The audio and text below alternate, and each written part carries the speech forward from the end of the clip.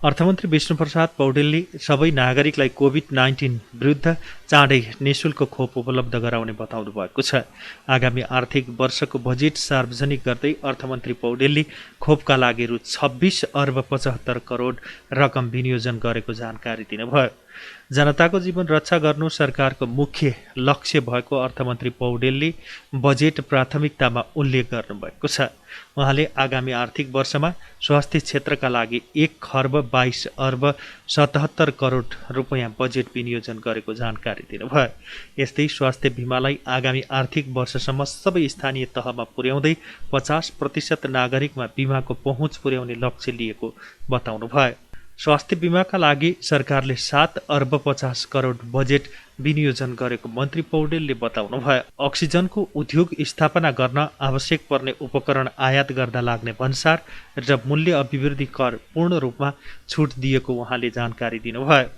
सामुदायिक तथा निजी अस्पतालमा अक्सिजन प्लान्ट जडान गरेमा लागतको 50% पुँजीगत अनुदान समेत दिने पनि उहाँले बताउनुभयो। महिला स्वास्थ्य स्वयंसेविकाले पाउँदै आएको यातायात खर्चमा 100% वृद्धि गरेको अर्थमन्त्रीले बताउनुभयो। कोभिड महामारीको रोकथाम, नियन्त्रण र उपचारको भरपर्दो व्यवस्था गरी सबै नेपालीको जीवन रक्षा गर्न सरकार प्रतिबद्ध छ। स्वास्थ्य जोखिम न्यूनीकरण गर्न सम्पूर्ण सामर्थ्यसहित उपलब्ध सबै सम्भावनाको उपयोग गर्न बजेट केन्द्रित रहेको छ। कोभिड-19 को रोकथाम, नियन्त्रण, उपचार र खोपको सुनिश्चितताका लागि बजेट अभाव हुन दिइने छैन। सबै सरकारी प्रयोगशाला तथा अस्पतालमा कोभिड-19 को निःशुल्क परीक्षण र उपचारको व्यवस्था मिलाएको छु। कोभिडबाट संक्रमित बिरामीको उपचारमा अक्सिजनको कमी हुन नदिन अक्सिजन प्लान्ट, सिलिन्डर, तरल अक्सिजन ढुवानी र भण्डारण गर्ने ट्याङ्क खरिद गर्न आवश्यक बजेट व्यवस्था गरेको छु। 100 शय्याभन्दा बढी क्षमताका सबै अस्पतालमा अनिवार्य रूपमा आफ्नै अक्सिजन प्लान्ट जडान गर्नुपर्ने व्यवस्था गरेको छु। अक्सिजन उद्योग स्थापना गर्न आवश्यक पर्ने उपकरण आयात गर्दा लाग्ने भन्सार तथा मूल्य अभिवृद्धि कर पुरै छुट दिएको छु। सामुदायिक तथा निजी अस्पतालले अक्सिजन प्लान्ट जडान गरेमा लागतको 50% पुँजीगत अनुदान दिइनेछ। कोभिड-19 महामारी अवधिभर अक्सिजन उत्पादन गर्दा लाग्ने विद्युत महसुलमा 50% छुट दिने व्यवस्था मिलाएको छु। कोभिड-19 का बिरामीको उपचारका लागि आवश्यक पर्ने आइसियु, एसडियु, भेन्टिलेटर, टेस्ट किट्स लगायतका आवश्यक उपकरण खरिद गर्न रु 4 अर्ब विनियोजन गरेको छु। कोभिड-19 को उपचारमा प्रयोग हुने औषधिको आयातमा भन्सार महसुल छुट दिएको छु। उपचार सेवामा जनशक्तिको अभाव हुन नदिन सेवा निवृत्त तथा इन्टर्नसिपमा रहेका चिकित्सक, नर्स तथा स्वास्थ्य कर्मीलाई तलब र 50% जोखिम भत्ता पाउने गरी 1 वर्षको सेवा करारमा लिई अस्पतालमा खटाउने व्यवस्था मिलाएको छु। कोभिड-19 संक्रमण जोखिम नियन्त्रण गर्न अन्तर्राष्ट्रिय स्थलगत सीमा नाका तथा विमानस्थलमा हेल्थ डेस्क सञ्चालन र होल्डिङ सेन्टर स्थापना गरिनेछ। सबै स्थानीय तहमा क्वारेन्टिन निर्माण, कन्ट्र्याक्ट ट्रेसिङ, आइसोलेसन सेन्टर स्थापना, जनशक्तिको व्यवस्था एवं औषधि उपकरणको नियमित आपूर्ति गर्न आवश्यक रकम विनियोजन गरेको छु। अस्पतालमा शय्याको अभावमा स्वास्थ्य उपचार नपाउने अवस्था सृजना हुन दिइने छैन।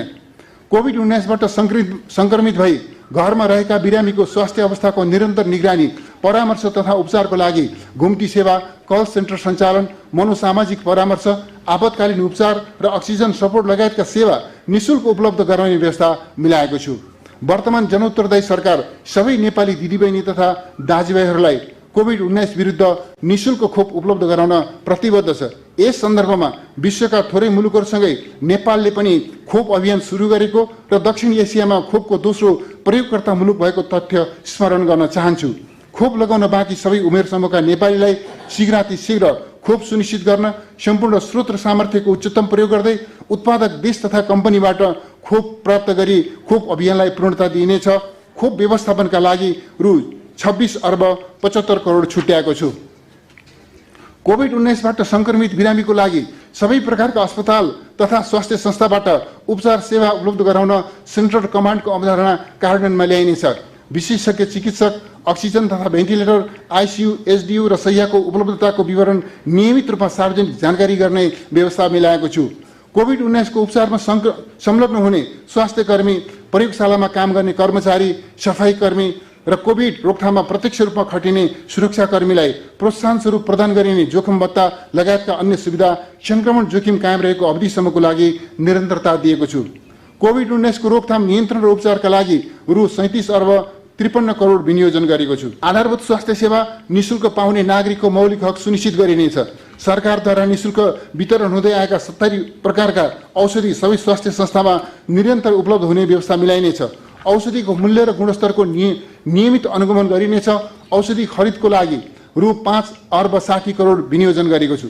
विपन्न नागरिकलाई मुटु रोग, मृगुला रोग, cancer, Parkinson, Alzheimer's, spinal injury, head injury तथा सिकल सेल एनिमियाको उपचार गर्न हाल प्रदान गरेको अनुदान र 14 वर्ष मुनिका बालबालिका एवं 70 वर्षभन्दा माथिका ज्येष्ठ नागरिकको मुटु रोगको निशुल्क उपचार सुविधालाई निरन्तरता दिएको छु। तथा स्वास्थ्य चौकीको विस्तारका साथै टेलिमेडिसिन, घुम्ती स्वास्थ्य सेवा, निशुल्क गर्भवती जाँच सेवा, प्रसुति सेवा, खोप सेवा, समुदायमा आधारित पुनर्स्थापना तथा प्रशामक सेवा मार्फत स्वास्थ्य सेवामा आम नागरिकको पहुँच स्थापित गरिनेछ। मुलुकभरका 52,000 महिला स्वास्थ्य सेविकालाई प्रदान गरिँदै आएको यातायात खर्चमा 7% वृद्धि गरी रु 12,000 पुर्याएको छु। त्यस्तै औषधि खरिदका लागि 5 अर्ब 60 करोड रुपियाँ बजेट विनियोजन गरिएको छ। औषधिको मूल्य र गुणस्तरको नियमित अनुगमन समेत गरिने अर्थमन्त्रीले बताउनुभयो।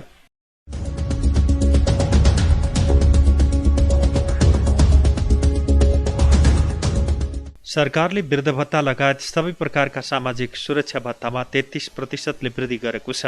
अर्थमन्त्री विष्णुप्रसाद पौडेलले शनिबार सार्वजनिक गर्नुभएको आगामी आर्थिक वर्षको बजेट वक्तव्यमा सामाजिक सुरक्षा भत्ता 33% वृद्धि गरेको घोषणा गर्नुभएको हो। सामाजिक सुरक्षाका लागि सरकारले रु 1 खर्ब विनियोजन गरेको छ।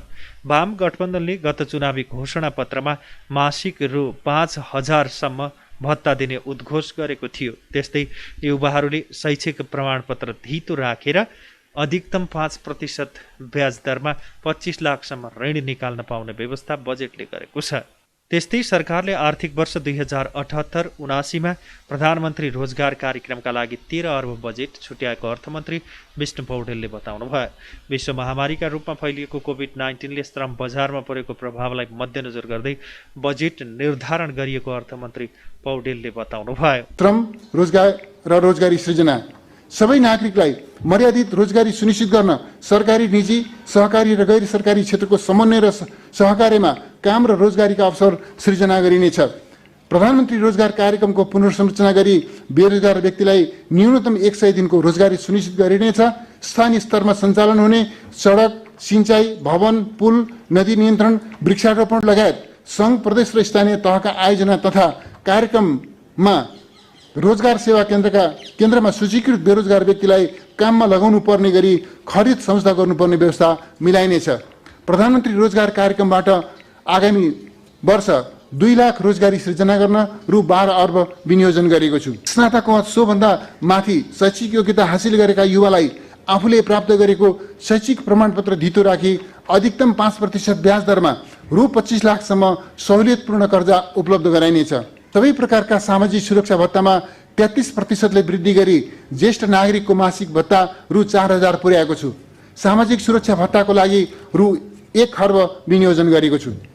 अनाथ, दलित, अपाङ्गता भएका र विपन्न परिवारका बालबालिकालाई प्रदान गरिने बाल संरक्षण अनुदानको रकममा 1/3 वृद्धि गरेको छु।